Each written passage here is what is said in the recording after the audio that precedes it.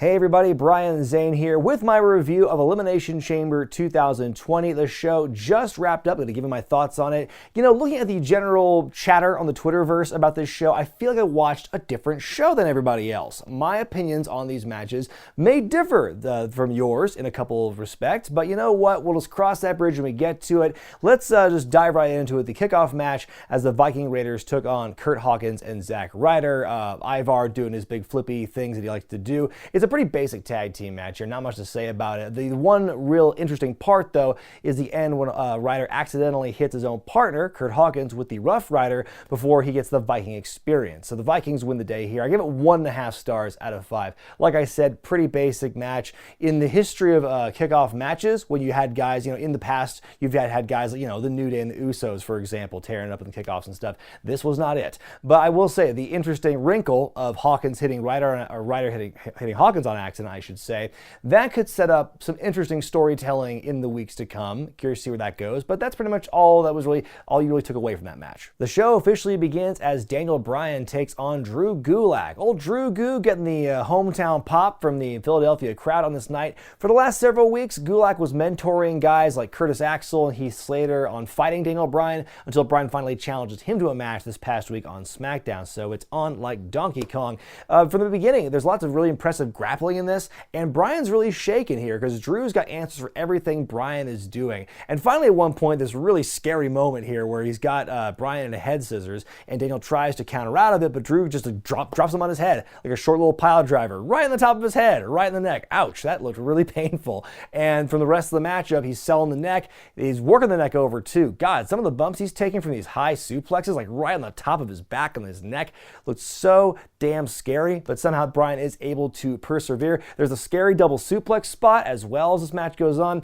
Big ass reverse suplex into a dragon sleeper by Gulak. Somehow Bryan's able to get out of that, counters into the yes lock. Gulak passes out and the referee stops the match. Daniel wins this very exciting matchup. I give it 4 stars out of 5. A great opener. It's like the inverse of what we saw with the Ryder Hawkins Viking Raiders matchup. Not very exciting. This one very exciting. If you like very good technical matches and watching someone almost die on a couple of occasions, this is the match for you. I think that in the grand scheme of things, this could be a star-making match for Gulak to wrestle someone the caliber of Daniel Bryan on that stage, because the last time we've seen him on pay-per-views, if at all, it's always over the Cruiserweight Championship, so kind of guys who are lower in the totem pole. But Daniel Bryan's a big deal, so Gulak fighting him, looking very competitive, really taking him to the limit, and like, yeah, just working his neck over and making it look really devastating. That was great stuff. It was a great story. I love the match. Dolph Ziggler and Robert Roode are backstage. Quick question, how come Chad Gable went and changed his whole look to match Roode's, but Ziggler won't do the same? They say that once the other 5 teams have worn themselves out in the chamber, they'll swoop on in and win those tag team titles.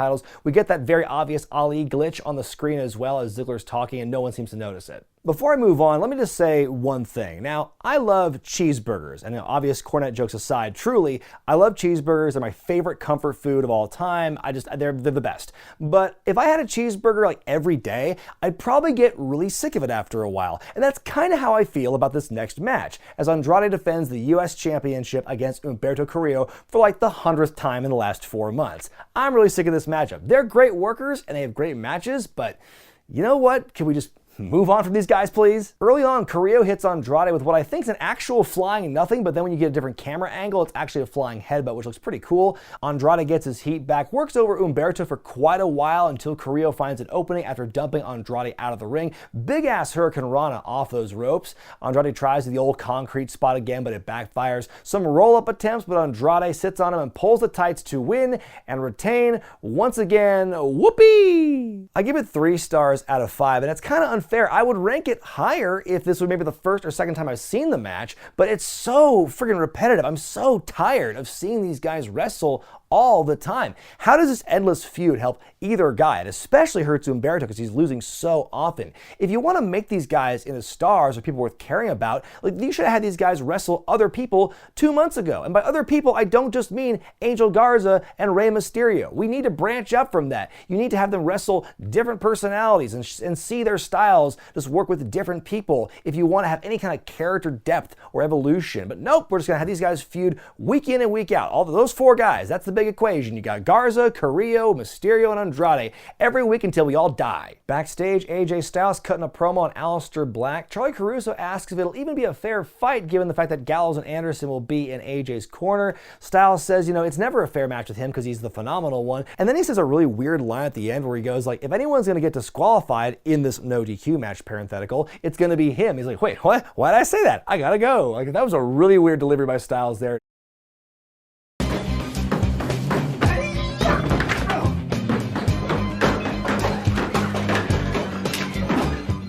It's now time for the first of 2 Elimination Chamber matches on the night for the Smackdown Tag Team Championships, as The Miz and John Morrison defend against the Usos, The New Day, the Lucha House Party, Heavy Machinery, and Rudolph, who are last to come out of the chamber by virtue of winning that gauntlet match on SmackDown this week. New Day with some cool paint-by-numbers gear, that's some merch in the making. They and the Usos are the first 2 teams in the match revisiting that classic feud. We get a rare Kofi Kingston botch with a springboard attempt. Not often we see those out in the wild.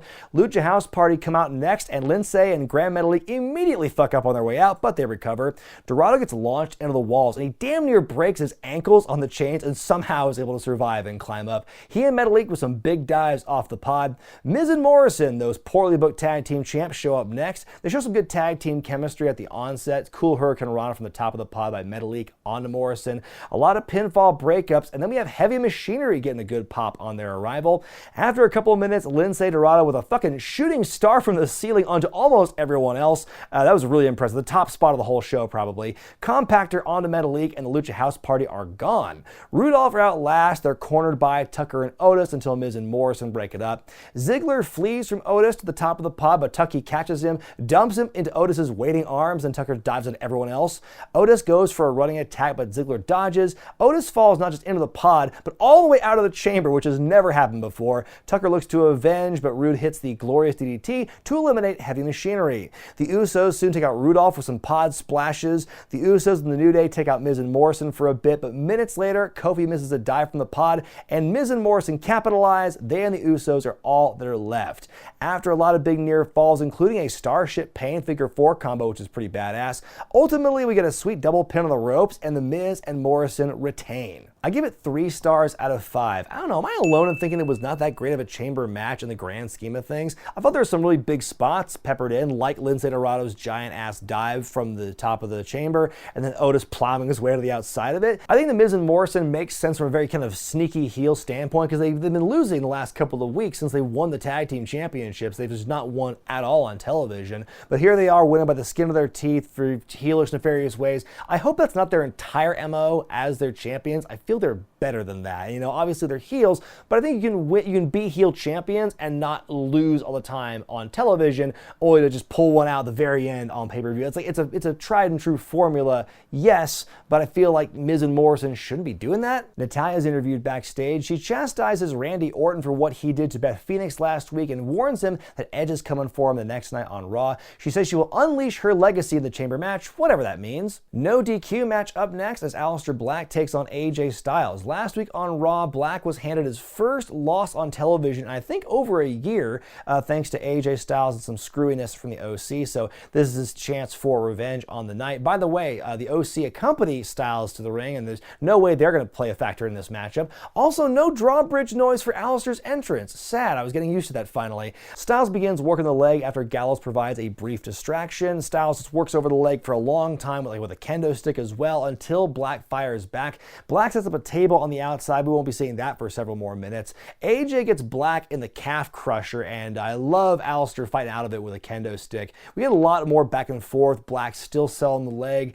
Aleister drives AJ into the chair set up in the corner, and we find them around Chekhov's table. Black with a meteor through said table, which hurts his leg even more. He sets up for the Black Mass, but then he fights off Anderson and Gallows. Makes you wonder what took him so long to even get involved at this point if it's no DQ. The 3 guys are beating him down. They hit the magic killer. They go for the kill. All of a sudden the lights go out, and the Undertaker uses teleport, and it's super effective. He attacks the OC. He chokeslams AJ Styles. He pieces out, which allows Aleister to hit Black Mass, and he wins. I give this one 4 stars out of 5. I think it's a really good matchup here. I love the story of Aleister's resiliency in the wake of AJ Styles and then the cheating from the OC. Although again, makes you wonder why the 3 of them just didn't beat his ass at the beginning in this no DQ match. But Taker getting involved to really kind of get back at AJ after he used the Taker pin last week on Raw. Aleister getting his revenge. Good stuff all around. And from this, it would seem that if it's not going to be AJ Taker one-on-one, maybe it's like Taker and Aleister Black versus all three members of the OC at WrestleMania. I would actually like that more than a straight-up one-on-one with Taker at this point.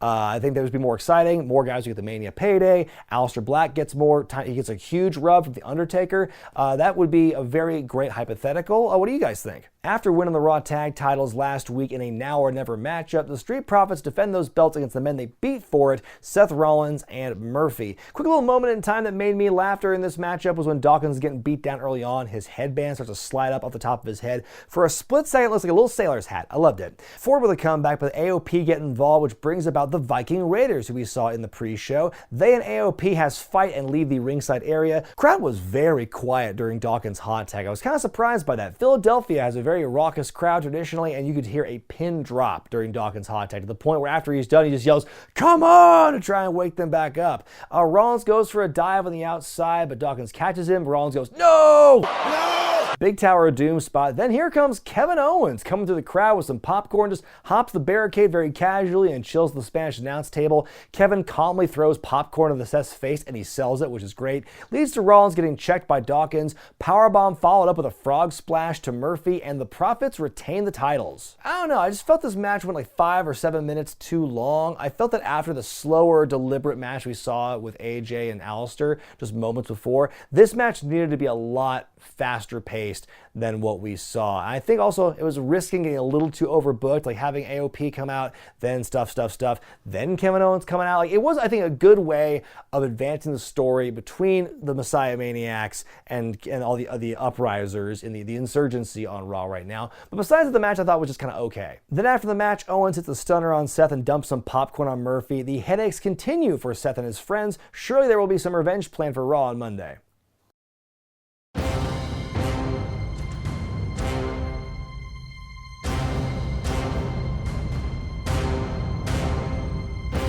Well, apparently the Intercontinental Champion Braun Strowman talked himself into a bit of a pickle at a contract signing a couple weeks ago, where instead of just fighting Shinsuke Nakamura for the title one-on-one, he's now defending in a handicap match against Nakamura and Cesaro and their manager, Sami Zayn, who for some reason is dressed like Fidel Castro on this night. Before the match begins, Sami cutting a promo in gorilla position. He says that he's a very confident man and Strowman will never get his hands on him, and he tells Cesaro and Shinsuke he will handle it. He tells them to, stay on the apron, but psych, in comes Shinsuke right away. Zayn finally gets cheap shots in and starts doing the classic manager shtick of picking his spots and running out there, running back to the apron as soon as Braun wakes back up. Braun does put the fear of God in him, and Shinsuke and Cesaro do the dirty work. Strowman chases Zayn around the ring as he plows through everyone else. He goes after Sami under the ring, but he's cut off. Cesaro drives Strowman into the ring post in the corner a couple of times, and a sneaky Kinshasa when the referee doesn't see it right into the ring post.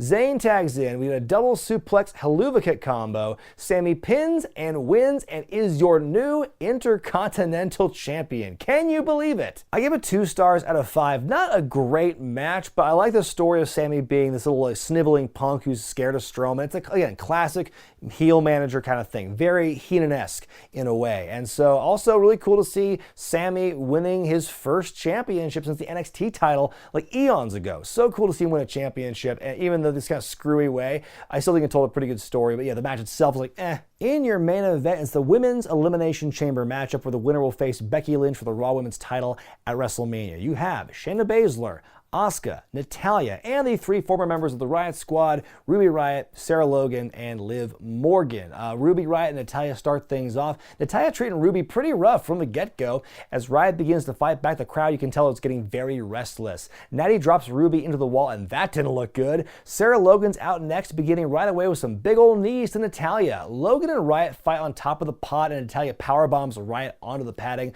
Logan dives from the top of the pod onto the other 2 ladies, and Natty takes a horrific looking bump on the top of her head. In comes Shayna Baszler, and she murders everybody. She makes Logan and Riott tap out immediately, so I guess we're not getting the continuation of that storyline with the 2 of them and Liv Morgan on this night.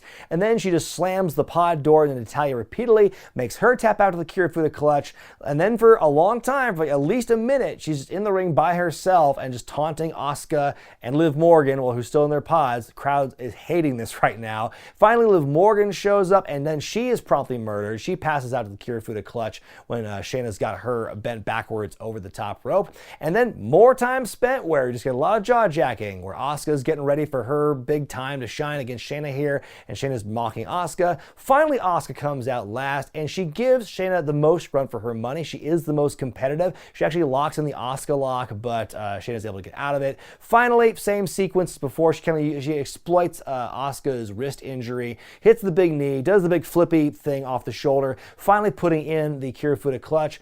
Asuka is out, and Shayna wins. Was there any doubt? So that match kind of sucked. Now, was this match a great vehicle to get Shayna over as this badass total killing machine? Yes, they nailed that. Kudos to you, WWE. But as a chamber match, I thought it was just really pitiful. And I get predictability. I think everyone could have seen from a mile away that Shayna was winning. I hate throwing the B word around. I rarely say people get buried. So-and-so gets buried from here. But I don't know how else you could describe what happened in this matchup, because 5-year ladies got totally murdered in this one. To a lesser extent, Asuka, because at least she put up a fight. But we already have one Brock Lesnar, okay? We don't need 2 Lesnars. One is more than enough for us right now. To have a Lady Lesnar, I think that's kind of overkill. And I just don't know. I just didn't like how this was. Again, great way to make Shayna look like a badass. I know they're crunched for time to try and build her up and make her look respectable and like a real threat to Becky Lynch. But in the chamber, I think there's other ways you could have gone about it. And I don't know, maybe it's just me, but not a great way to end this show. Except for 2 notable matches in Daniel Bryan, Drew Gulak, and Aleister Black, AJ Styles,